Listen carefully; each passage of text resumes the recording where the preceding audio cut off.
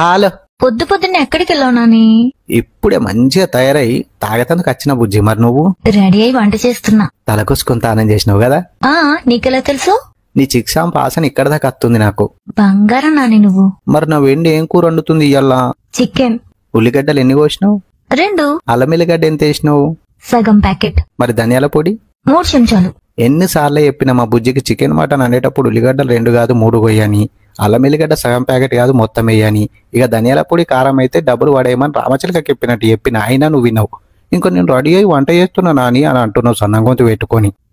Hello బుజ్జే, ఉన్నావా? మళ్ళా మూతి పెట్టినావా? పెట్టలేదు చెప్పు. కాదు బుజ్జి, ఊళ్ళో అందరి పోర్లకన్నా నా బుజ్జి అందంగా ఉంటుందా ఉండదా? ఇక దాని ముక్కు మూతి మీదకైతే ఎవరు రాని నేను రాసిస్తా. Thank you Nani. ఇది ఎట్లా నమ్మినావు? నీకు వంట రాదా? నా ముచ్చట కూడా నమ్మాలి కదా మరి.